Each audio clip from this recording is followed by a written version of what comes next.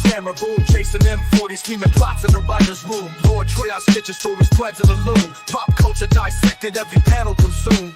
Comics, anime, films on rewind. Deep dives, we leave no flame behind. Like the story of Dracula, or at least his origin story, as a tragedy. Super breakdown, it's one wild ride. X-ray the pixels, every Easter egg's exposed. Marvel the DC where the fandom explodes. From Akira to Gotham, the saga unfolds. We're the narrators of myths. Oh my god. Wow, the shapeshifter. The shapeshifter. Open the doors. It's the super breakdown. We're cracking the code. Let's touch on Blackheart real quick. We just some shit in here. From the pages to the screen, we take you inside. Super breakdown, it's one wild ride.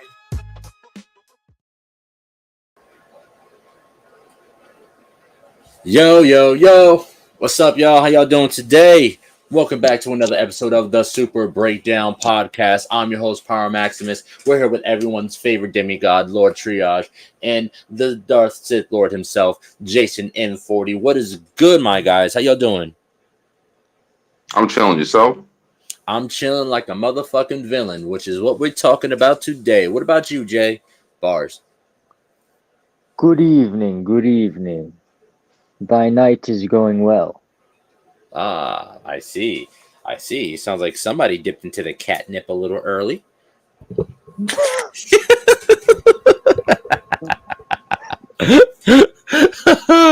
Oh man, yo, this is gonna be a fun one, man. I can't wait. I can't wait to talk about this, man.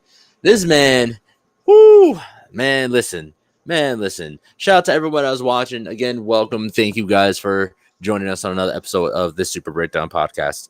The character that we're talking about today, that we're going to be breaking down today, if you guys are fans of the show, you guys already know how we feel about Doom, right? Doom the goon, right? Right, Triage, right, Jay? Doom is a goon.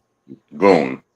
He's ready for the shits. No matter what time of day you bring it to his doorstep, it's on and it's popping. He wants something, he gonna take it.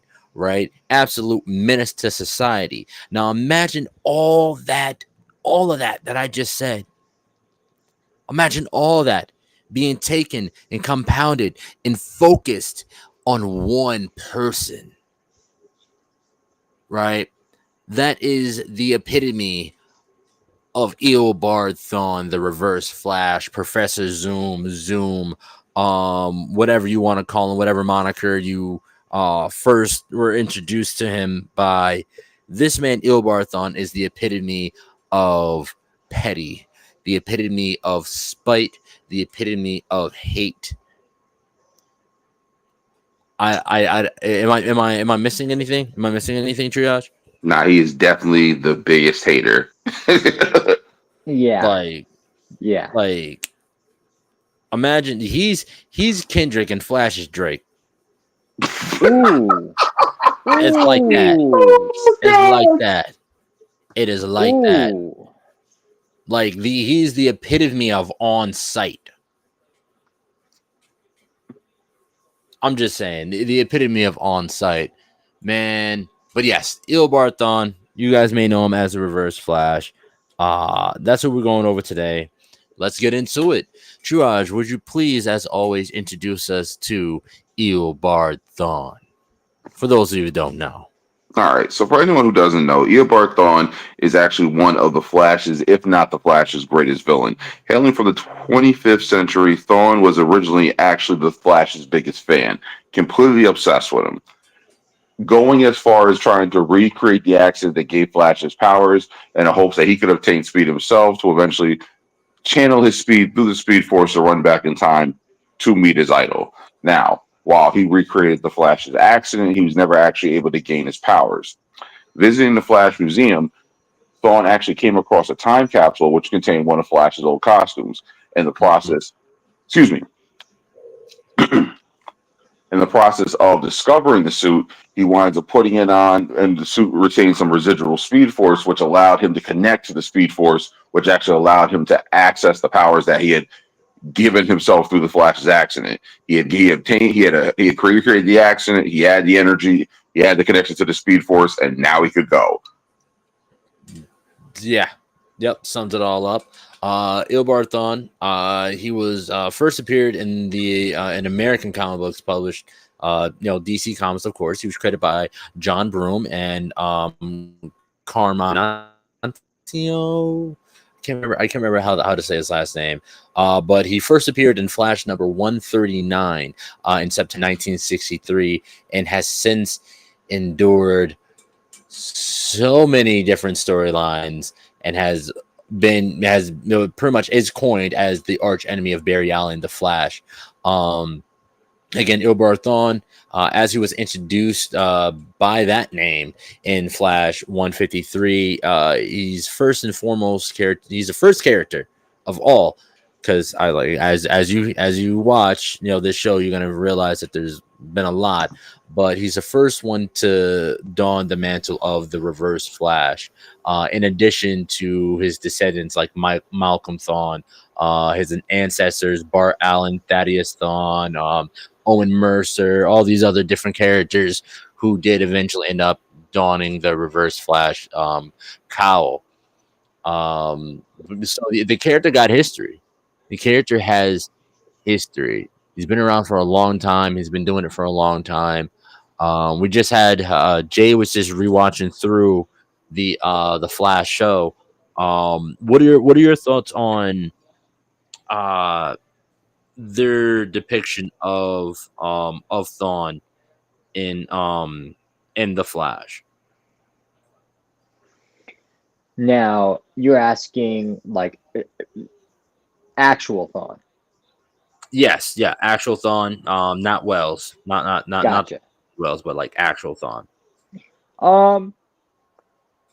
I think that, I mean, he's depicted as this man who's just obsessed with the Flash. So obsessed that his entire existence is surrounded with just simply trying to defeat him. Mm-hmm. And you can tell that really through his attitude, his demeanor, his acting. Mm-hmm. And I think that is who the Reverse Flash really would be. You know? No, I definitely feel what you're saying. I definitely agree.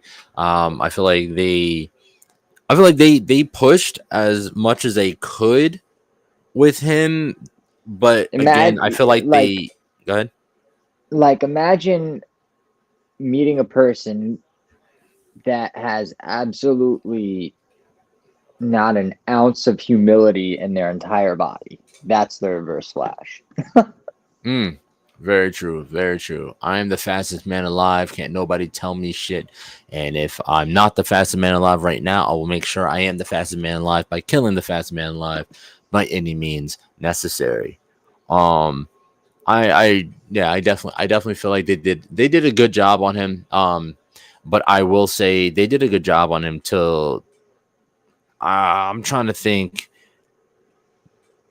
Until the return, until reverse, when they first did like Reverse Flashes, like return in like the later seasons, it was just not. After that, it was just not giving. You know what I'm saying? Or actually, matter of fact, I take that back. I'll change. I'll recant my statement, and I'll say no pun intended, but I'll reverse that. I feel like leading up to his return, I feel like we really didn't see Reverse Flash. We saw Reverse Flash acting. But once, that act was truly up and he had zero ties to Team Flash, no reason to still, hang around or whatever, and, no reason to hold back. I feel like the Reverse Flash we see, like, in the later seasons is a better depiction. What do you think, Triage? I would say yes to that. And I would also like to, first I would like to correct something I said earlier, because I said that Thawn had visited the Flash Museum and found the time capsule with the costume in it. That was incorrect. He did not visit the Flash Museum until later. I'm getting ahead of myself. I apologize for that.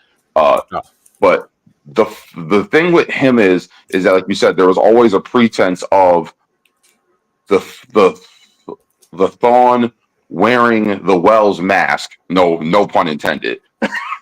And Nah, it literally wearing the Wells mask. and it's like so you only got to see so much behind his psyche, but it's like as time went by, you got to see just how cracked and flawed it was. Mm-hmm. Now, once again, no one can deny the man is brilliant, but when you see certain things with him, like the way he carried himself, the little outbursts, the fact that like the second he was cornered or felt threatened in any way, shape, or form to his overall mission, someone was going to die. We all saw what happened to Cisco in that mid-season finale. Mm-hmm. Ka-chop! And he even every time that man hears the sound of phasing, he tweaks out and has PTSD. No one can raise their hand above their head around him. Yeah, no, and that's not even a joke. They've showed on multiple different occasions, like if Barry goes to phase or something, Cisco jumps a little every single time he hears that sound. It's crazy.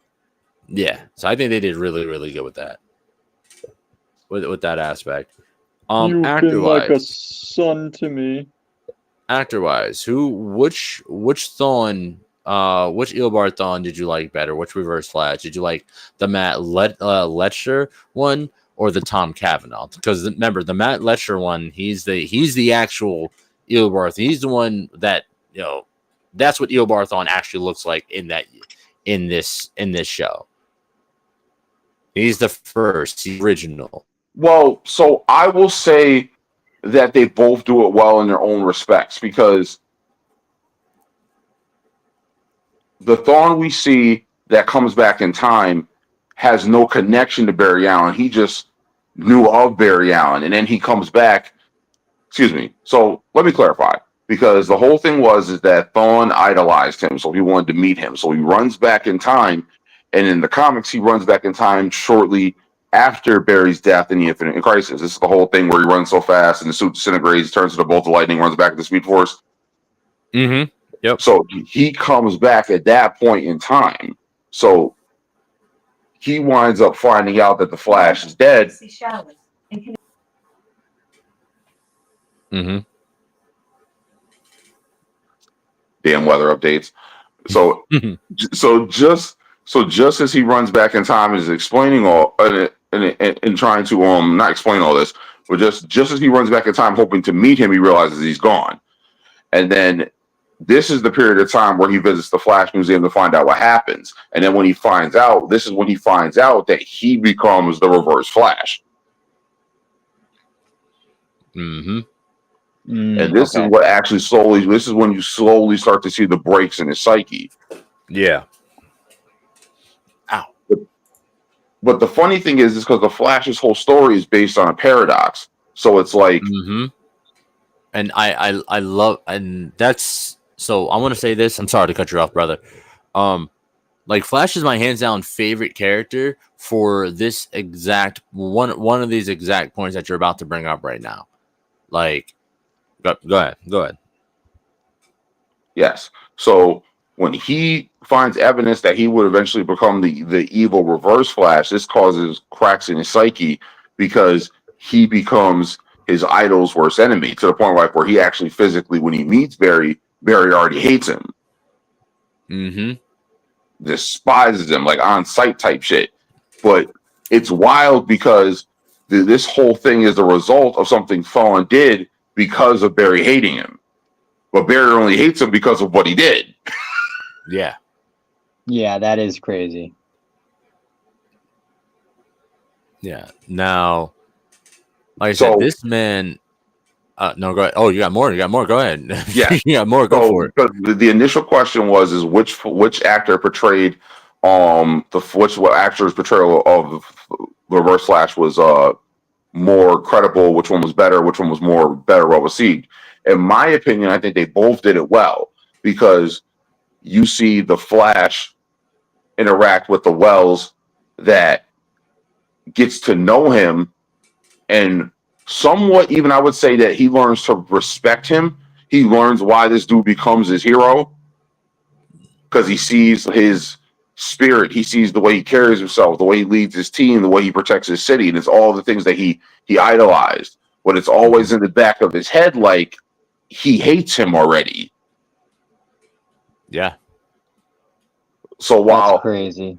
so that's why it's like it's so interesting to watch him interact with him, knowing who he is, because it's like he even says to him, he's like, "Yo, why did you do this? Why have you done all this?" And he's like, "Because I hate you." Like he doesn't say it, he spits it out. Mm-hmm. And he was like, "But not this you, the you become." Like, you know what I mean? Like he's still this naive kid who has all these things going for him, opposed to him being. And I don't want to say the renditions of the Flash we see where he's a little bit older. He always came off more arrogant. Which one? This version of Flash? No, just older renditions of the Flash. Period. Hmm. And a lot of True. other renditions of the Flash, he's portrayed as being very, very headstrong, very cocky.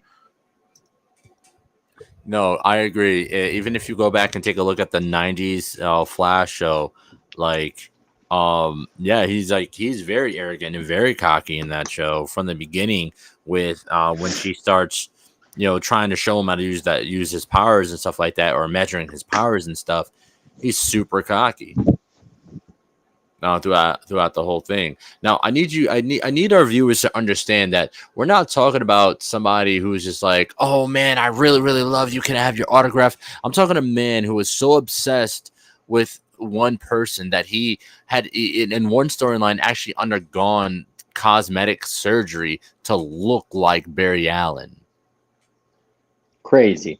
Yeah, and when he obtained the cosmic treadmill from an antique shop, which is weird. How the fuck does an antique shop just so happen to have a cosmic treadmill in it, right?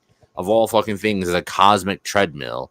And again, this is in the post-crisis and 0 Hour Origin. Those two comic runs. Because oh my god, those.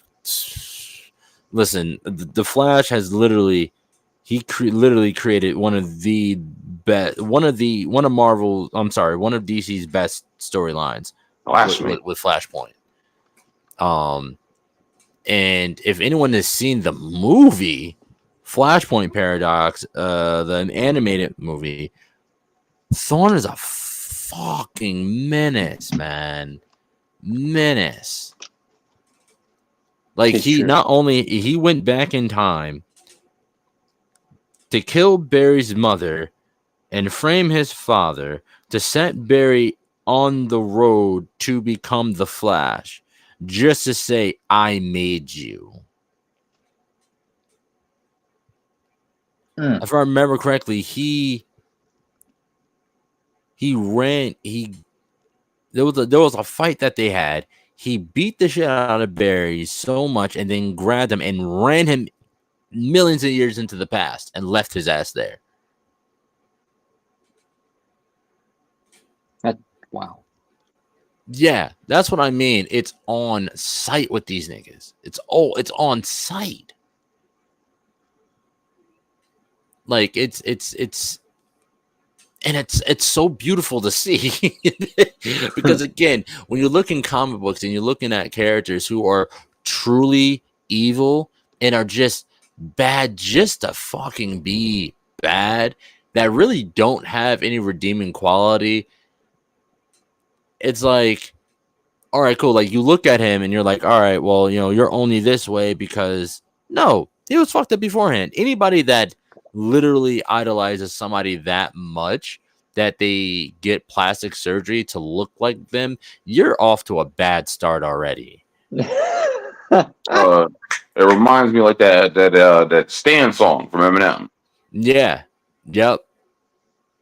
No, absolutely. Like it's bad.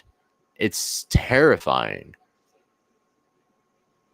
And then it's like then it's a situation of like you meet them and it's like, oh my god, see me, and like you get spit in the face, and there's your villain origin story right there. Like, this man has killed Barry's children on multiple occasions. Clearly, the ones that don't like directly line up with his lineage. Um,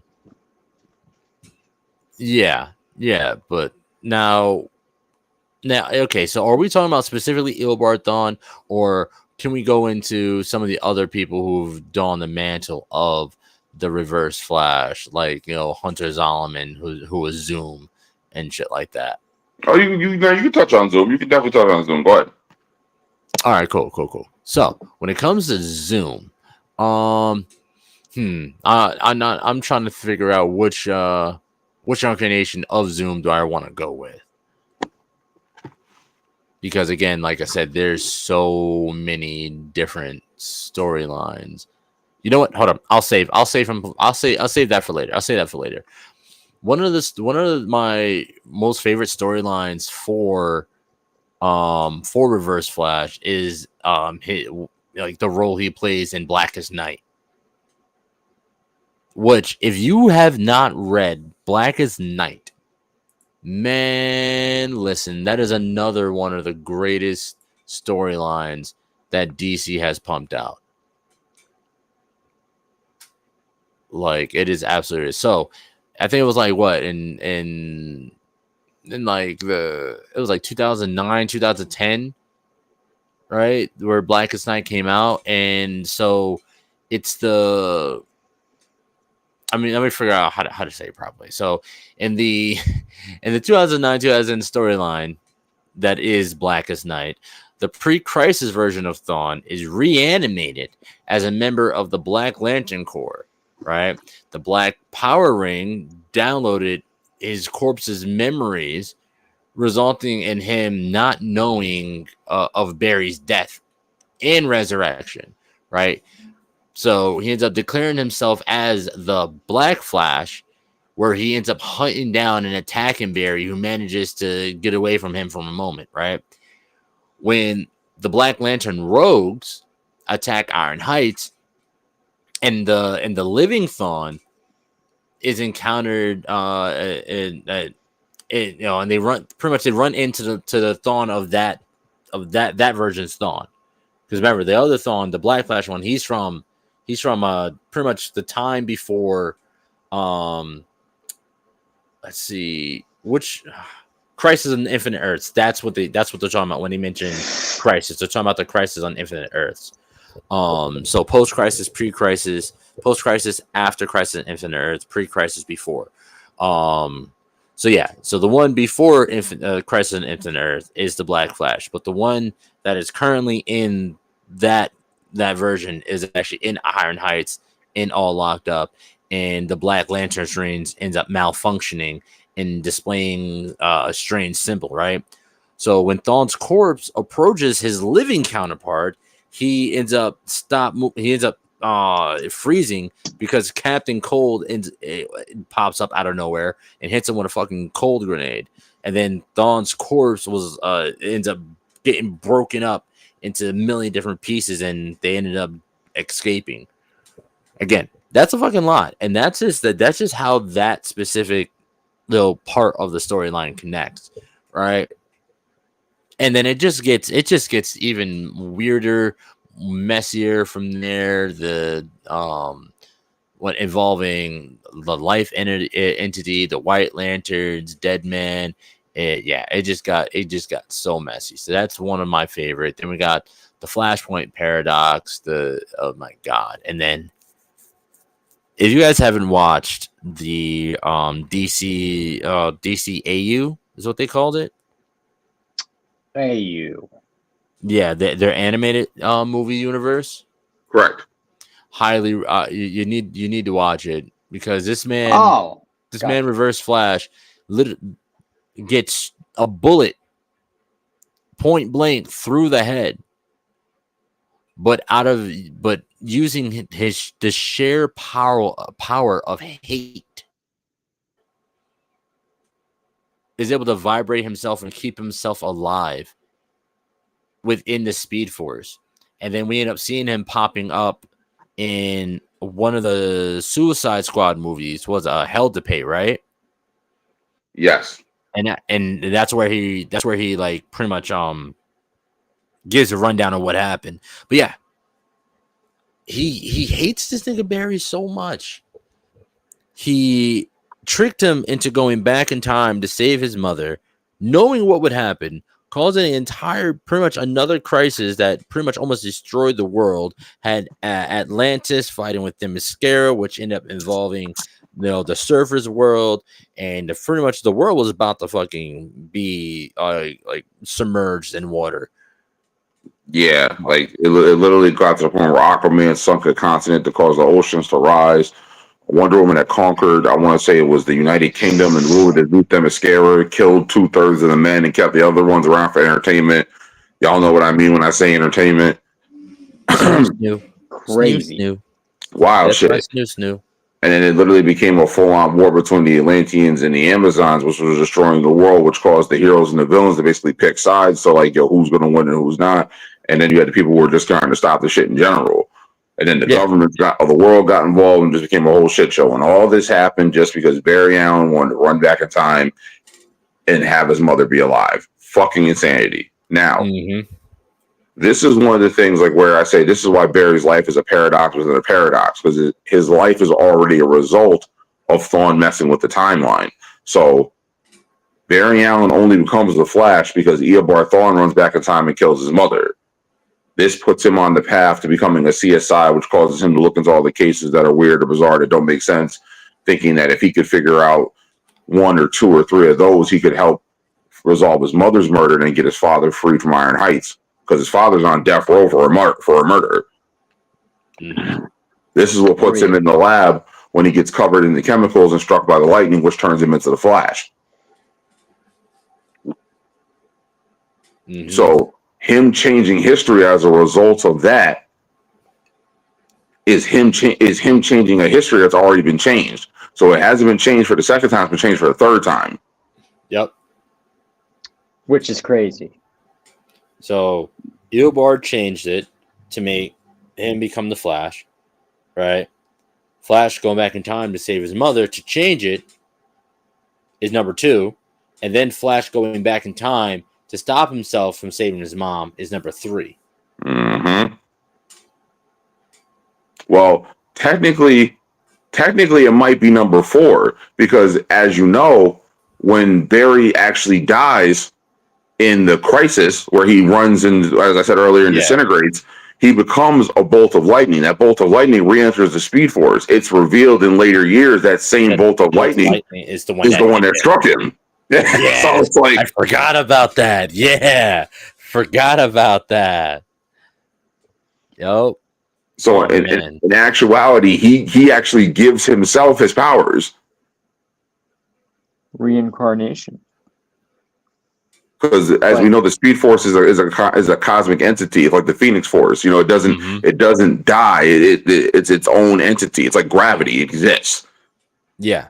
So like if you were to look at a map of the DC multiverse, like you got, and it had like a map of all the realms and shit like that, you'll see Earth, and then outside of Earth, like around, you'll see a ring, and they'll be labeled the Speed Force, and then more and more. Let's also not forget that since we are talking about Reverse Flash, there is also the negative Speed Force as well. We'll touch on that in a moment, though. Yes, please and thank you. Yes, but real quick about back to Zoom. Now, the thing that's interesting about Zoom is because I know there's been some rewrites and there's been some changes, especially because it's the new 52. But now Zoom was actually Wally West's Reverse Flash. Yes. Interesting. Hunter Zolomon. Or are you talking about the first Zoom? Yeah. So yes. Yeah. Yep. Yes. Hunter Zolomon. He was actually Wally West's Reverse Flash, and it was actually revealed that Hunter had actually befriended Wally while working with him in the police department. Now there was an attack with Gorilla Grodd, which caused the death of his fiance. Not the death of his fiance. Excuse me. That caused the death of his fiance's father, and wound up causing him to be. No, I'm getting ahead of myself again. I'm sorry. I'm getting very jumbled with my facts tonight. I'll dive into it a little bit, and then you can jump and grab and pick up where or wherever you see fit. So Hunter Zolomon. So we also got. Let's also point out that he's also the son of a serial killer who was inspired. That's what inspired him to become a criminologist and a pathologist. After learning who his father really was, he later ends up joining the FBI. And with his wife Ashley. Where he quickly makes a name for himself and becomes a great criminal profiler and stuff like that. But his life changes when he encounters the clown. Zolomon pretty much assured this guy named Derek Fox, who is Ashley's father, that the crook would not be armed. Right, despite like his wife bugging out about it. It was like, yo, you need to chill. Take it easy. They ended up confronting the clown, who ended up catching him off guard, and ends up Derek gets popped, and Zolomon gets shot in the leg, which pretty much cripples him and ends his career.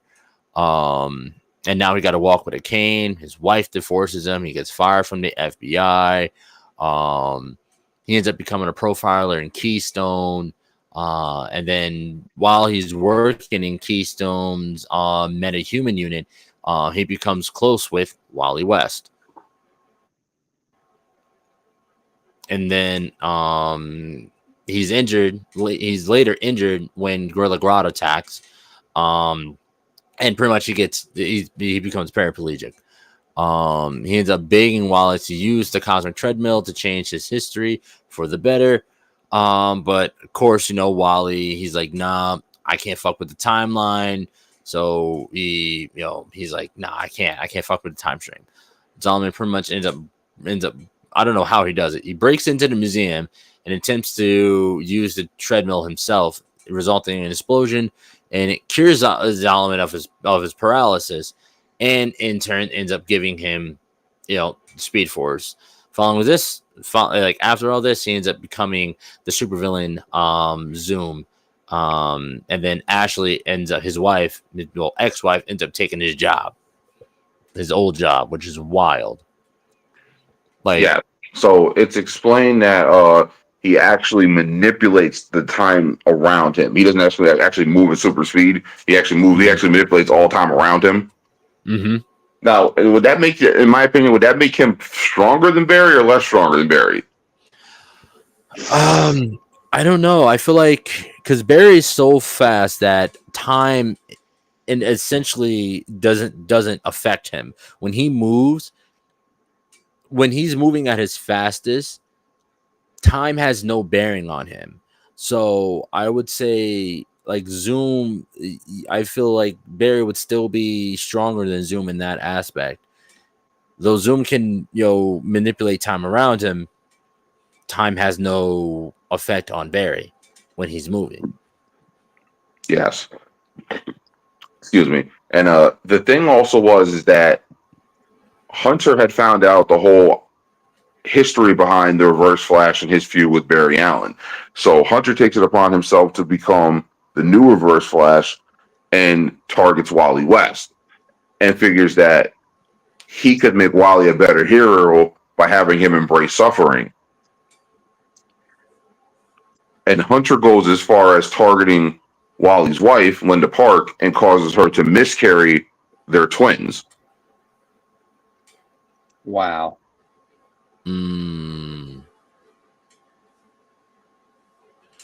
Oof. Yeah. Nah. See, I just feel like that's the one thing you don't fuck with nobody's kids, man. Like I know in the Rogue Wars, it was a similar situation. It was a very similar situation.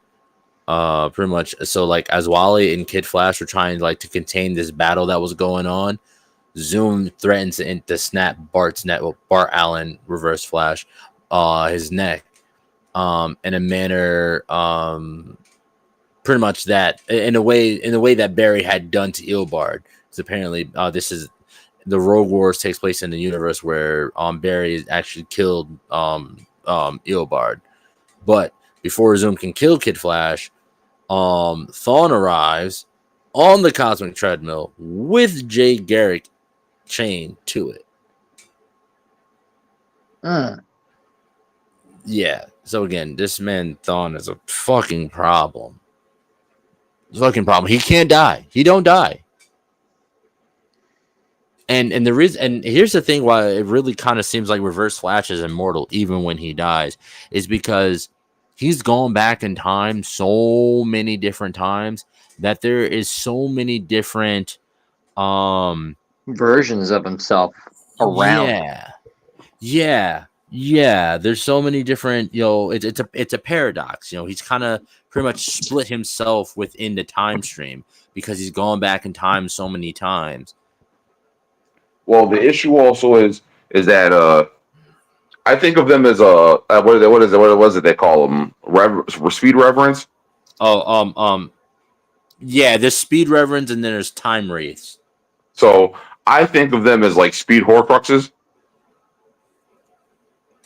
Wait, I think Barry did that one time, and didn't he call them speed mirages or something like that? When he was fighting Savitar, he literally pulled versions of himself from like seconds or seconds in the past or seconds in the future to help him in a fight in the final fight against Savitar. Well, as you know from season 2, that it is proven that for whatever reason that some people you can have those two existing versions of the same person and even go as far as have them battle one another. So for him to have all these different versions of himself running around through the timeline, like I said, to me, it's almost like him trying to outrun death. Oh, most definitely, yes.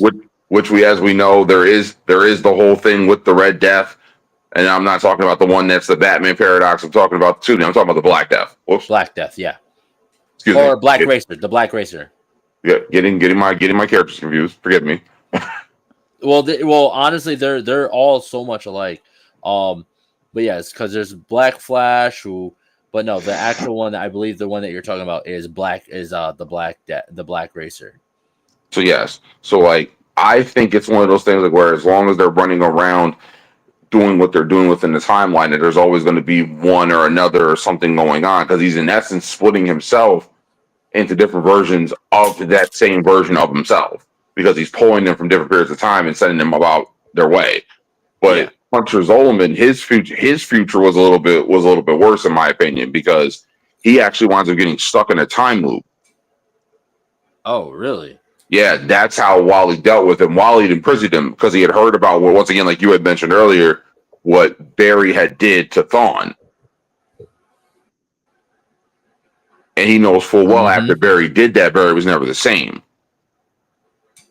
And as much as he wanted to cross that line, he found a way to trap Zoom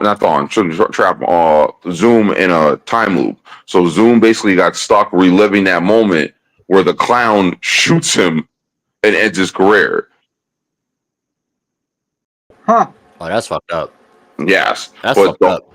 But the whole thing was that someone said to him, and he was like, yo, you realize in the event that he ever escapes, that's just going to furtherly unhinge him. Yeah, Let's see. All right, so I've been watching this show, The Extant, on Netflix, Halle Berry and a bunch of other people with my wife. Oh, I haven't watched. I've been watching it over her shoulder, essentially. And there's this scene with this guy, and he's pretty much talking about, he's like this military guy, special ops. He's done a lot of shit, a lot of bad shit. And he's like, they have to go and they have to get this creature or whatever that's been imprisoned. And he's like, and he says this one line that was like, I was like, wow. He said, in all my time over these years being in war and this, that, and the third, I've learned, if I haven't learned one thing, it's this. When you lock a man up in a box for time on end, when they get out, they got a lot to say. And that's exactly that situation. Do you lock this man in a box and his sitting in his worst nightmare? When he gets out, oh, it's fucking over. It's fucking over. Ain't nobody gonna be safe. Which is also only, understandable. 100% understandable. Well, I think the whole point was that, like he said, he didn't want to cross that boundary, but he was like, yo, you realize at some point in time, he's gonna escape. And he goes, so he's basically like, yeah, I know. And he's like, I suggest you be ready for him. And he's like, oh, I will. But my whole thing was like, how do you really beat someone that can do these things that these guys do? Because between Zoom and Thawn, and you look at those two from someone who was just being the overzealous fan to the obsessed sociopath to Hunter, who was from a hellish family who had all these axes to grind, father being the serial killer, murdering his mother, and then him trying to do right and do good and try to better his life, to only have him be dealt this shitty hand and have it progressively get worse. Like, the whole thing I'm seeing here is a fragile psyche and how easily it breaks. Yeah. Yep.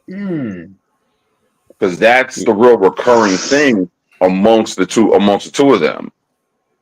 Because even Thawn himself, like Thawn had the best of intentions when he started this shit. Now we all know what the road to hell is paved with. Mm-hmm. Now, and I also see it as a situation of power being wielded by the wrong people.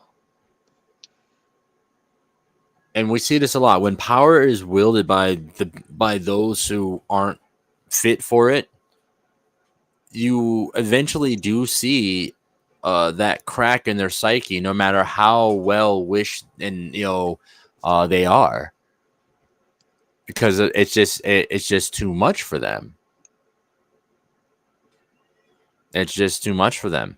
And then of course, in a situation where these people, these ill prepared people who are given all this power, the moment that shit don't go their way, they're like, oh, I got the power. I can just make it not work that way.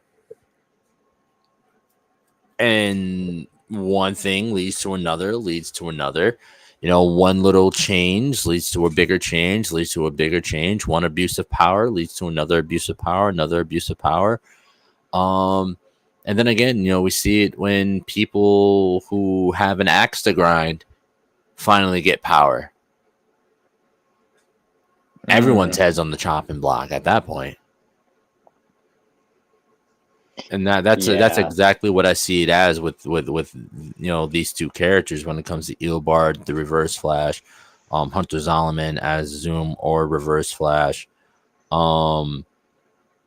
It's it literally is. That's literally what it is.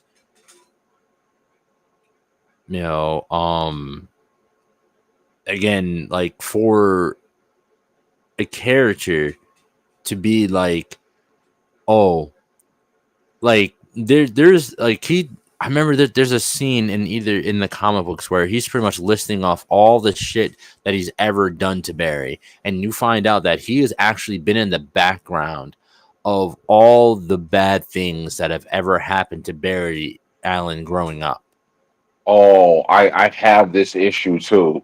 I want to say, right?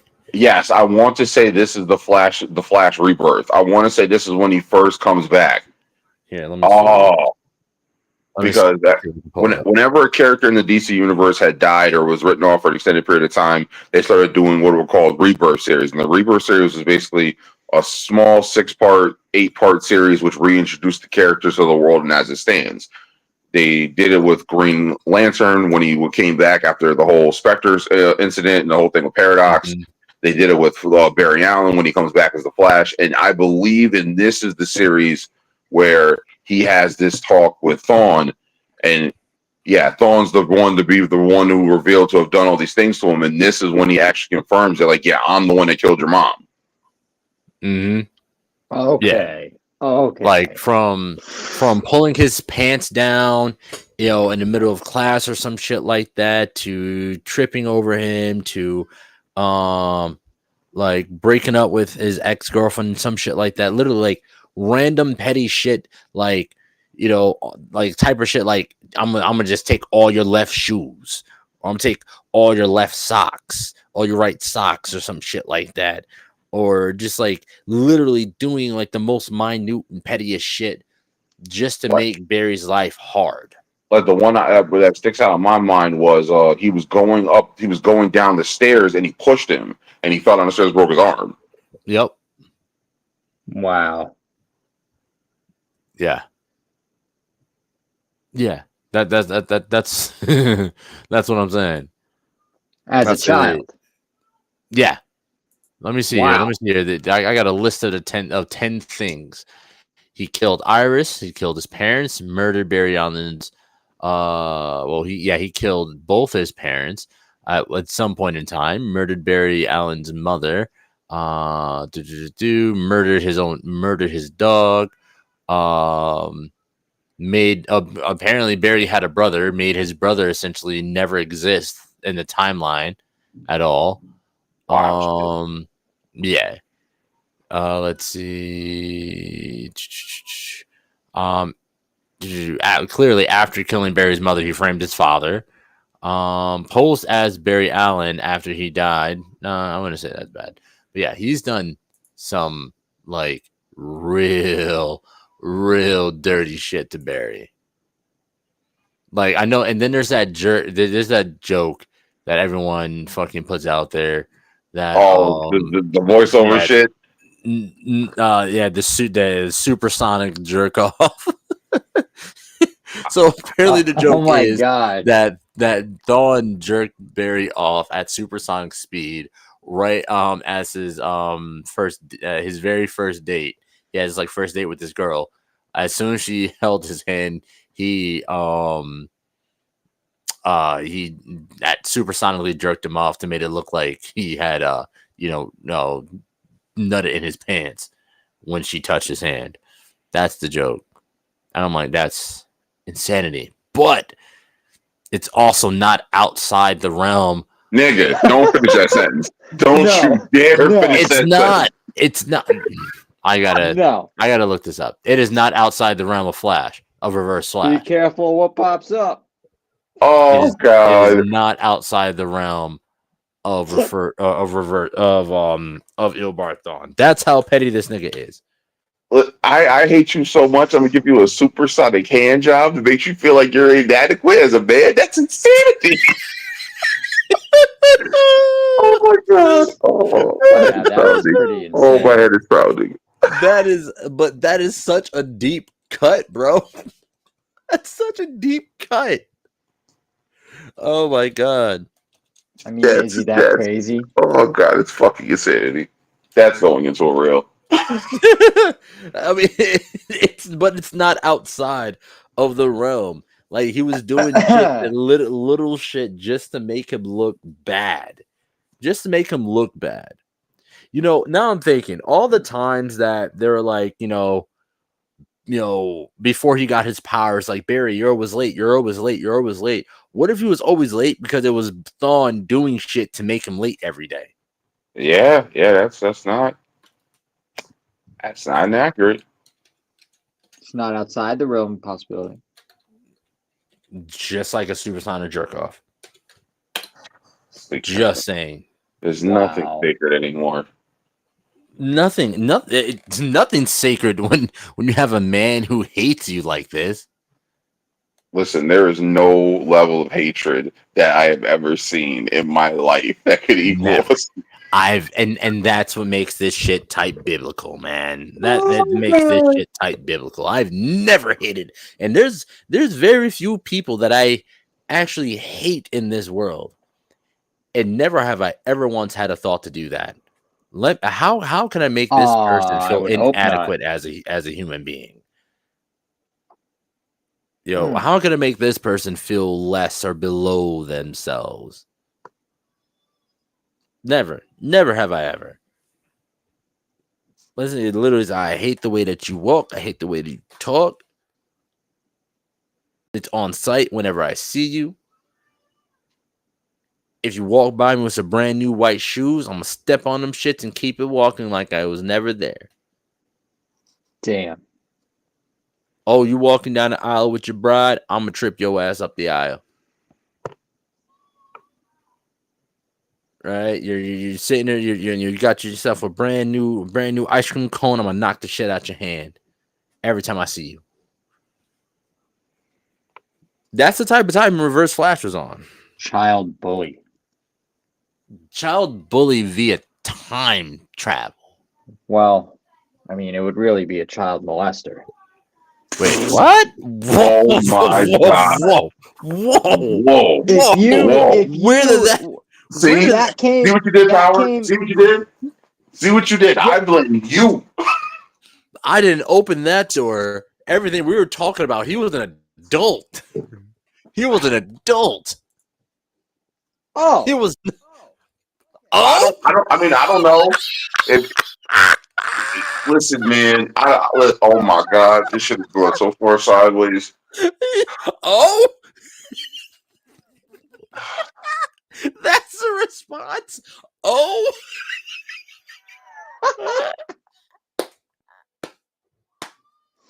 See, I wasn't aware of I that. knew this was gonna come up sometime during this shit, and I knew it was gonna happen. And I'm just sitting here because, like, good God, why? I wasn't expecting that. All right. When I brought this up, it was supposed to be a funny plot point to point out how seriously hated this man, like how much hatred this man has towards Barry. That's all. It was supposed to be a funny segment. Now it's just wrong. Now it's just wrong. Negro, it was always wrong.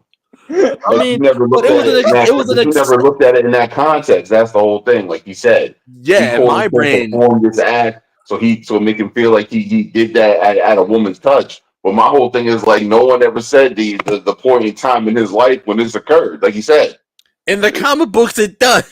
Wait, does it?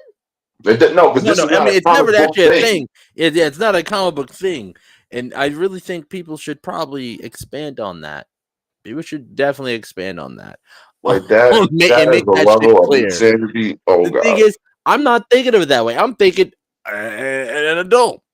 I'm thinking he's an adult at this point. You know what I mean?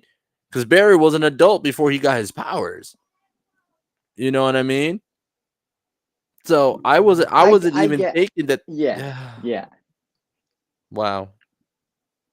Moving on. Moving on. Oh. Jesus. Wow.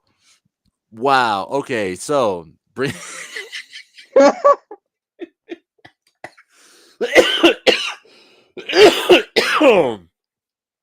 wow. I don't think Zoom would go that far. I'm hoping Zoom wouldn't go that far. Wow. Oh my God, no. All right, we got to move on. We got to move on. But no. But yeah, that's the type of hate that this nigga was on. That's the type of hate he was on.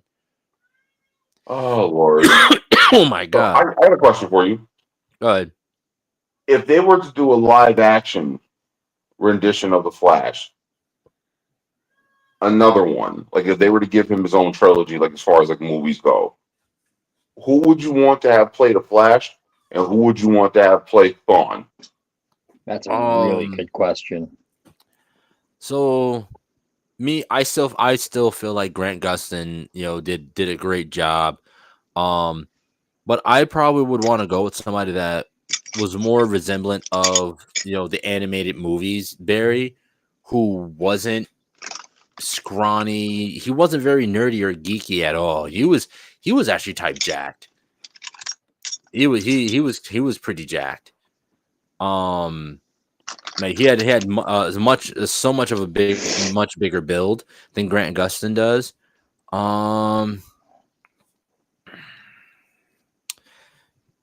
Damn. Whoa, hold on. I take it back because I don't think in DCAU they didn't have Barry. They were going with Wally. Say what? Right? It was Wally.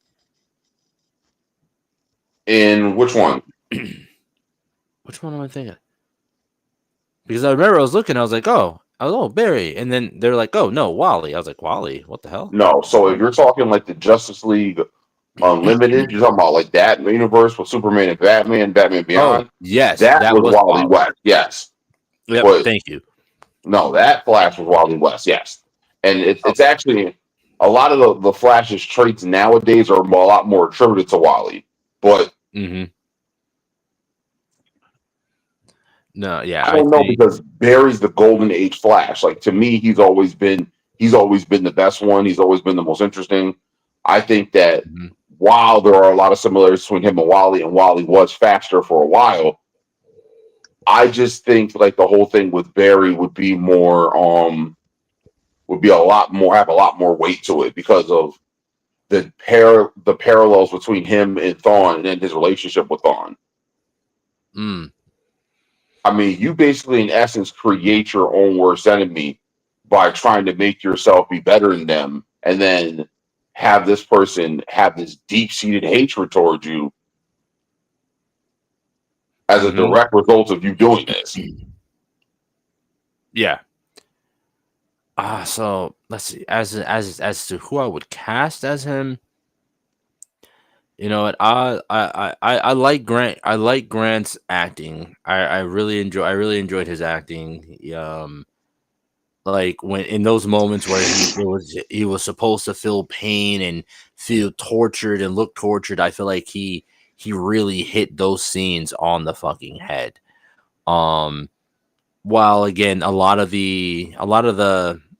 other actors that surrounding him, at least in the later seasons, their acting kind of fell off a little bit.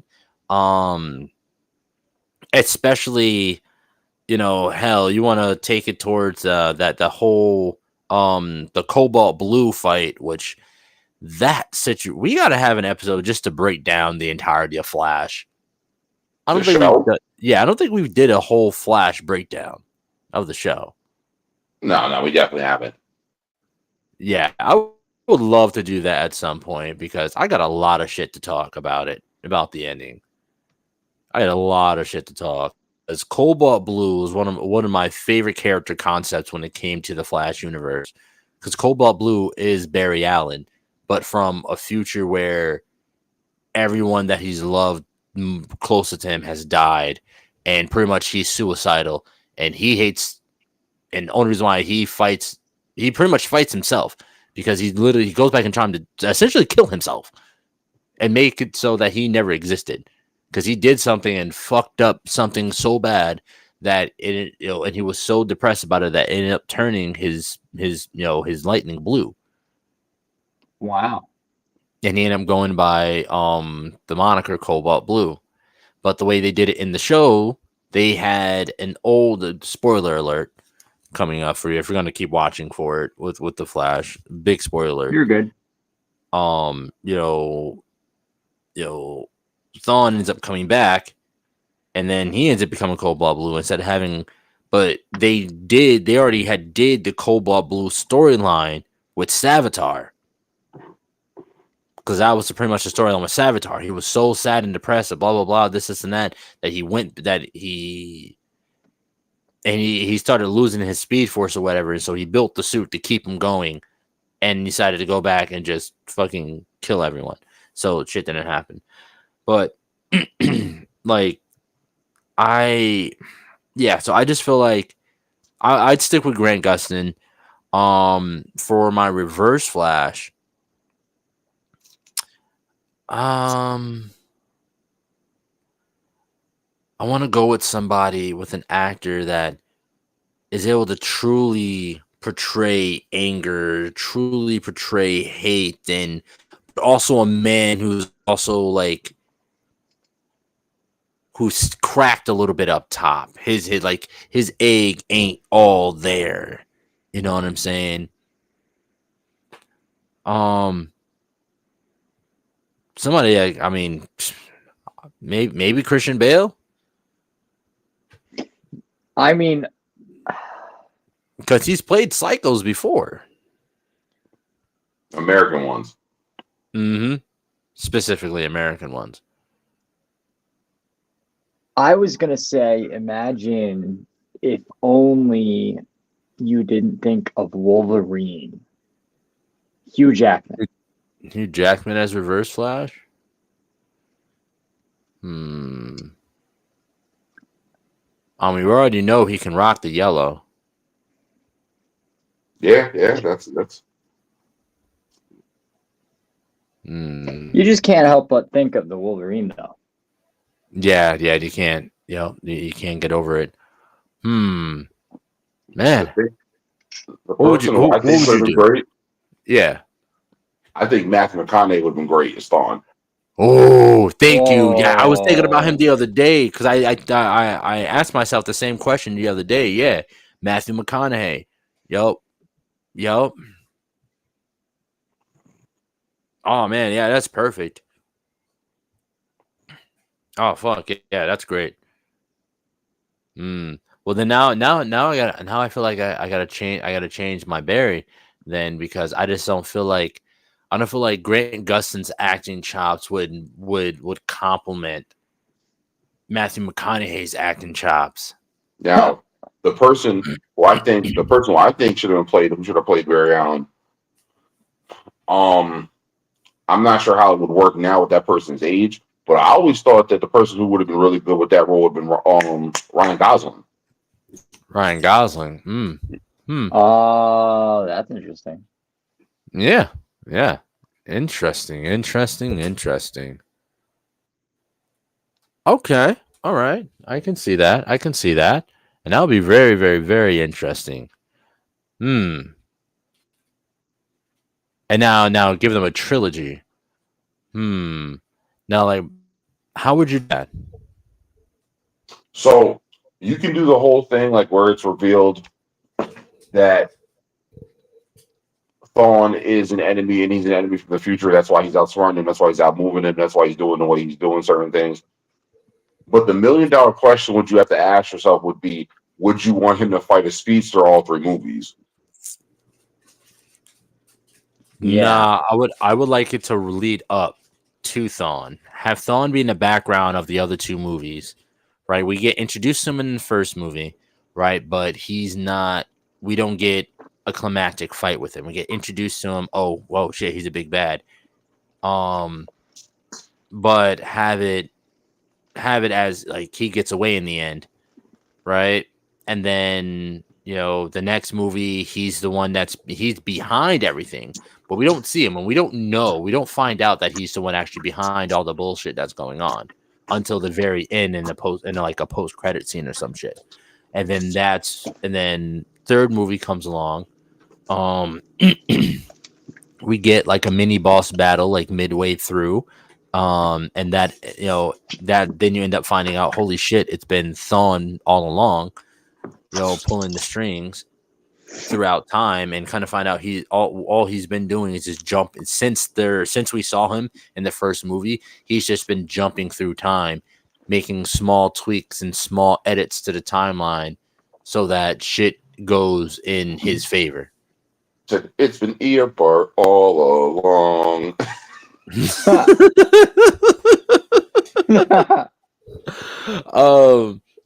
What about you, Jay? What do you think? How would you do it?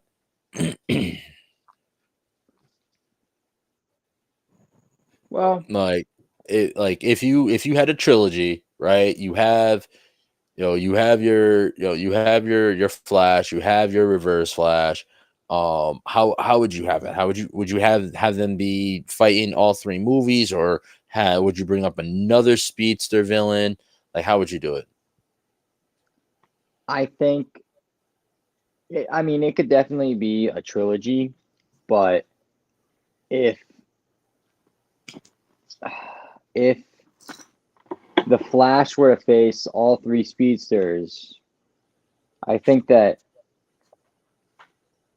it would have to be very like each movie would have to be the plot would have to be very unique to each villain and and you know what the situation holds, what the Flash will have to accomplish. Now, Like, how would you because put them together? just so it doesn't get repetitive.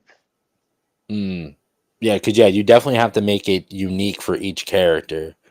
On like how they battle, how they what the scheme is, what the plan is, how they're defeated and stuff. Now, how would you tie them together? What would you do to tie them together? I definitely would have Eobard jumping through time, messing with Barry, but I would have Barry figure out what's going on before Eobard realized Barry knew. So and I just had a thought. Continue. I just had a thought though. Go ahead. Yeah. And I would have Barry lay a trap for Eobard, at least for the Reverse Flash. That's how I would have it done with him facing the Reverse Flash. So I had an idea of, like you said, so the movie is centered on Barry, right? It's centered on Barry and shit like that. And then like, and we can make it. You could even do like a big thing. So let's say you're doing. If I was to do the DCU or whatever like that, right? We're having all these movies come out, all these different characters and shit like that. But ever so often in each movie, there'll be a yellow flash of lightning, and something would be different, and the characters would notice it. They'd be like, "What was that?" Or what, or some shit like that. That's good. But it'd just be one split, boom, and then movie continues. Don't talk about it for the rest of the movie, right? Or it'll be a yellow and red, just real quick, and everyone's like, "What the fuck was that? What the fuck was that? Do you guys see that? Hear that? No? Okay, keep it going, right? Now, like I said, so we have the first Flash movie, boom, run that, cool. We get introduced to Reverse Flash. He gets away." whatever, right? Now, it can, the story continues, whatever. We have the second movie, but we have all these other movies, blah blah blah blah. Like I said, the quick flash between, in random scenes, random points throughout the universe, I'd say. And then by the time the third movie comes along, right, and even in the second movie, you see it a few different times, right? A quick flash of yellow and red, quick flash of yellow and red, quick flash of yellow and red, right? Now, third movie comes along, right? And now we get to that climax point of where they're about to have the ending climactic battle and some shit, but when he goes to fight Thawn, he's out of breath, he's huffing, he's puffing, and Barry's like, "You haven't started fighting yet. What's fucking wrong with you?" And he's like, you just don't know how to leave well enough alone." And come to find out, next thing you know, another Flash runs onto the scene. Appears, it pretty much flashes out of nowhere. And we end up finding out that all those yellow and red flashes throughout the entire universe were actually Barry chasing after Eobard, as Eobard was moving through the universe in time, making changes, and Flash was moving right behind him, undoing the changes that he just made. Or stopping that's permanent ones, yeah. Yeah, that's good. Yeah. That's good. So let's say Eobard runs by and he like tips over a glass, Barry's right behind him, tips the glass back up. You know what I mean? Pretty much Yeah. unstepping on each butterfly that Eobard steps on, leading all the way up into that point. Right? But now time paradox is you can't be in the same place at the same time as, you know, your other self. So that Barry that just did all that running and fixing looks back at the other Barry's like, all right, he's all yours now. And he just vibrates, you know, out of, you know, essentially out of existence. Because he kind of, it all caught up finally. All the changes and shit all the changes and then the unchanges and everything finally catches up. Yeah, I get what you mean. Yeah, and mind you, now this is an older Flash. This was an older Flash that had been chasing him down. And pretty much, yeah, you pretty much there's a whole exposition. You know, he's like, "Whoa, what's going on here?" The main Barry's like, "Hey, what's going on here?" The Barry that just appeared, you know, completely different looking suit. Shit looks fucking dope. It's upgraded and shit like that. And he explains what's been going on. All right, we've been chasing down, we've been playing cat and mouse for years. They kind of find out had been going on, essentially, technically for decades, centuries. But to them, it was only like split seconds. You see what I'm saying? And it's just this whole extra shit that had been going on in the background the whole time throughout the first movie, throughout the second movie, and throughout all the other movies within the universe, and all to culminate in this one point at the end of, you know, the third movie where all this it gets pointed out. It's kind of funny because that would literally be like Eobard Thawn's ultimate defeat, because all of his hard work was literally for nothing. Exactly. All that running he did was literally for nothing. But what ends up happening is they have a quick little battle. Boom, boom, boom, boom. You know, they fight. Mind you, Eobard is exhausted at this point. So Barry's getting the upper hand. Then we get this one point where he's like, it's about time. And a red lightning bolt hits him, throws Barry out the way. And what ends up happening is, what he ended up doing is, while they were running through time, he generated enough force to throw a bolt of lightning through the negative speed force and planned it to hit him at that exact moment to recharge him. And because the negative speed force counteracts speed force, also nullifies Barry's powers for a moment. And then, with all that recharged power, he gets the upper hand on Barry a little bit. Next thing, Barry gets his powers back. Now they're back on even playing field. Barry gets one quick, Barry hits him with the infinite mass punch. He's like, okay, bet. And he's like, let's see if you can catch me now. Because he's like, oh, finally, you can do that. You can do that now. So saying, oh, you reached that point I've been waiting for you to get to. All right, catch me if you can. Zips off. Barry's like, no, wait. Zips off behind him.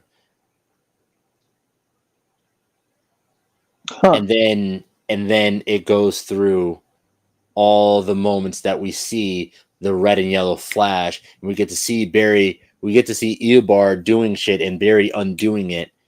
Everything that Flash had just said had done, we actually get to see it now. We get to see them running through like a Batman movie. We get to see them running through the scene of a Green Lantern movie. We get to see them running through every scene that we saw that red and yellow Flash in throughout the universe for X amount of years. You should write all this down, man. What do you think? What do you think in Triage? We get to see that time paradox happen in real time. Yes. No, I think that would be a very interesting. I think that would be a very interesting thing.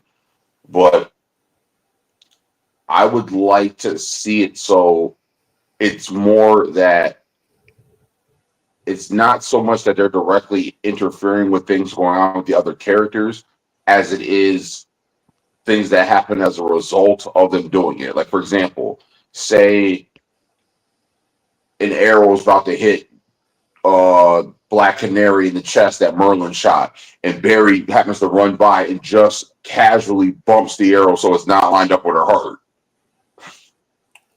Opposed to Thawn being the one who shot the arrow, you know what I mean? Yes. So it's not so much, I don't want it to be so much that Thawn is the big bad guy of the DC universe as it was their actions just happen to nudge little events slightly.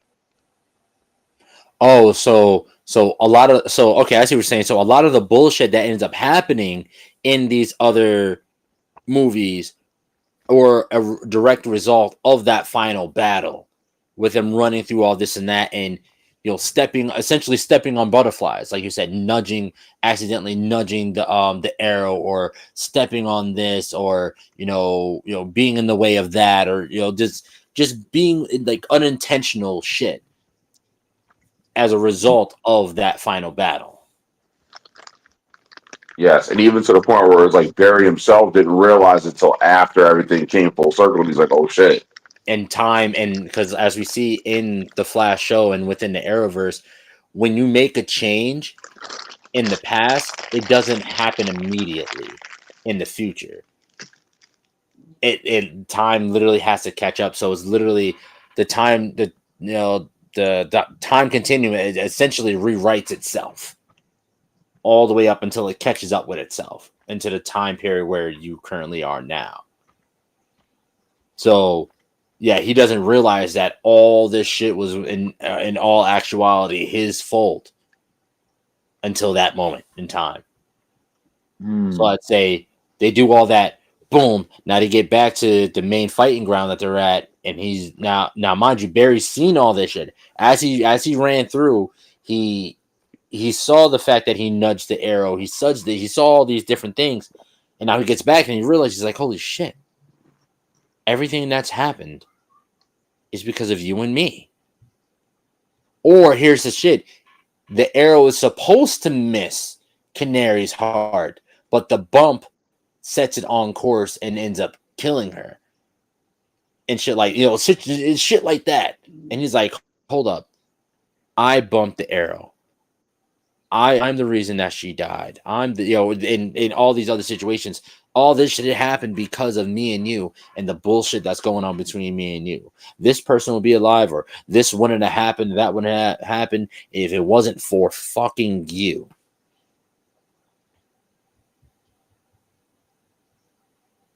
Mm-hmm. That's sick. That's sick. Oh, I like that. Is that kind of what you were thinking of, Triage? Yes, I like the whole thing because, like I said, Thawn's whole thing is that Thawn's calculating. Thawn's very manipulative, but Thawn would never tip his hand, and Thawn would never show too much of what it was he was doing. And the whole thing is that if he's been manipulating things across the DC universe indirectly, I think that would be a lot more cooler opposed to him doing shit with like Thanos did, like, oh, he's doing this and doing this and doing this for all these things to align to get the Infinity Stones. So like, I think it's one of those things like where if it was like little shit where even Barry realized that like we've been doing all this shit all this time, and it's like I never even realized how it was directly affecting people or indirectly affecting people. Yeah.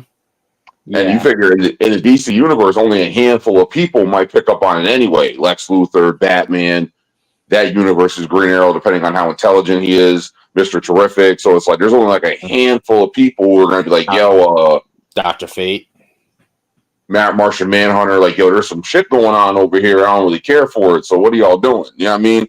Mm-hmm. Yep. And I can see Dr. Fate coming to him like, yo, you need to cut this shit because y'all fucking shit up. Like, what do you mean? He's like, yeah, what are you talking about? And then him like rewind and show it from like another perspective. Like, you're so busy chasing him, you're not realizing what it is you're doing. You're so busy chasing him, you're not paying attention to all the butterflies that you've been stepping on. Like, you think you're fixing shit opposed to what the overall arcing actions of you guys doing this shit is. Uh-huh. He's like, you ever stop and think that maybe Thawn wants you to chase him? Uh-huh. Right? Mm.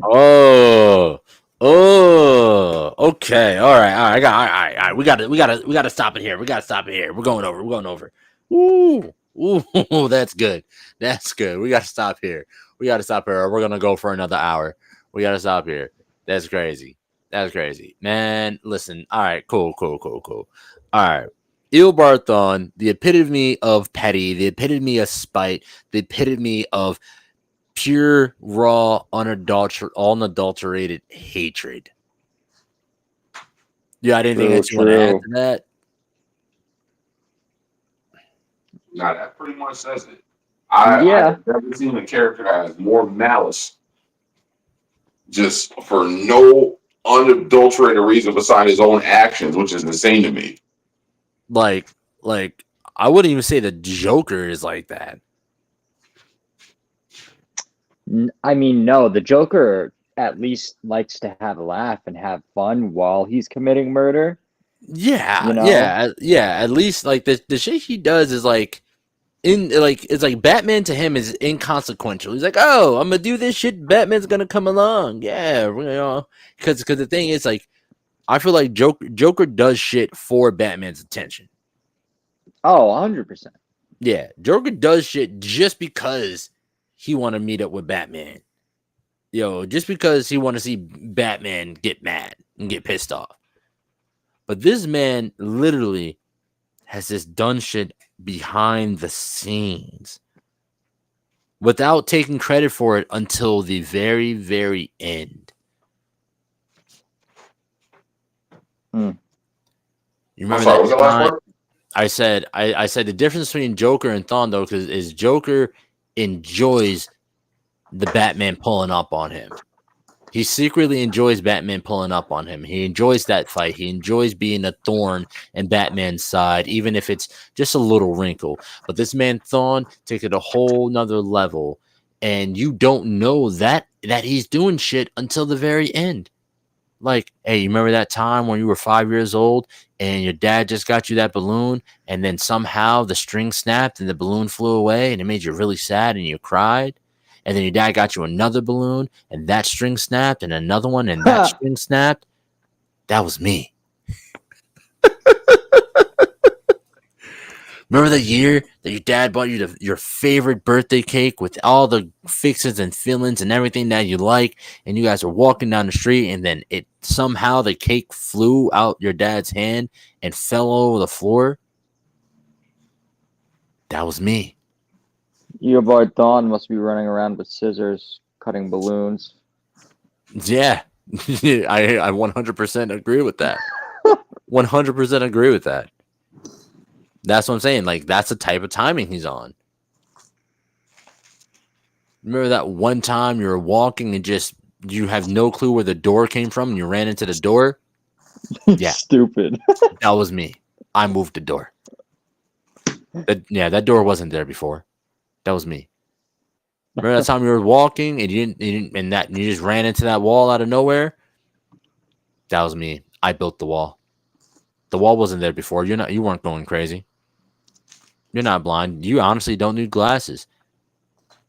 I've just been standing in front of you your entire life, vibrating, so it makes the world look blurry.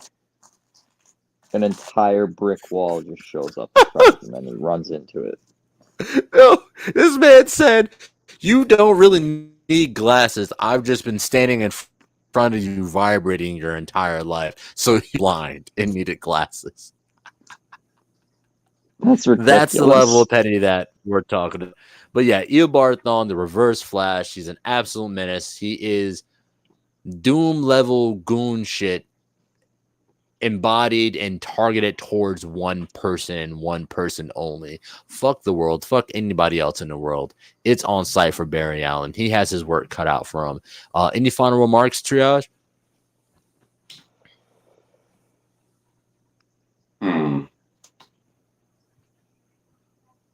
A wise man once said that you should never make a cage you can't escape. And I think in Thawn's case, his cage is his passion to be better than someone he helped build. What about you, Jay? Any final words? Yeah. Don't starve the dog that you're raising. I see. Okay. All right. Or it as will for- bite your hand. Yeah, you know what? I agree. We create our own worst enemies. You know, we create our own worst enemies a lot of the time, and you know, we don't even realize it. But yeah, with that being said, y'all, that has been the Super Breakdown podcast for this Sunday. Tune in next week for another amazing breakdown. Tune into our Instagram, our Facebook, our Kick, our Twitch, our YouTube. This episode will be up on YouTube after this if you missed any portion of it. I'd say give it about an hour, and it'll be right up there for you guys to watch back. Again, this has been the Super Breakdown. I'm Power Maximus. We're here with everyone's favorite demigod, Lord Triage, and the Darth Legacy himself, Jason M40. Until next week, y'all. Peace.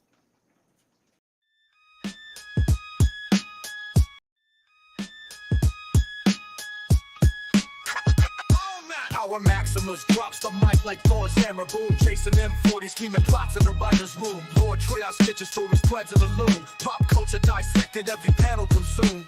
Comics, anime, films all rewind. Deep dives, we leave no frame behind. It's the Super Breakdown, we're cracking the code. Heroes and villains, we lighten the load. From the pages to the screen, we take you inside. Super Breakdown, it's one wild ride. X-ray the pixels, every Easter egg's exposed. Marvel to DC where the fandom explodes. From Akira to Gotham, the saga unfolds. We're the narrators of myths, the keepers of old. Anime battles, box office wars. We dig for the gems, open the doors. It's a Super Breakdown, we're cracking the code. Heroes and villains, we lighten the load. From the pages to the screen, we take you inside. Super Breakdown, it's one wild ride.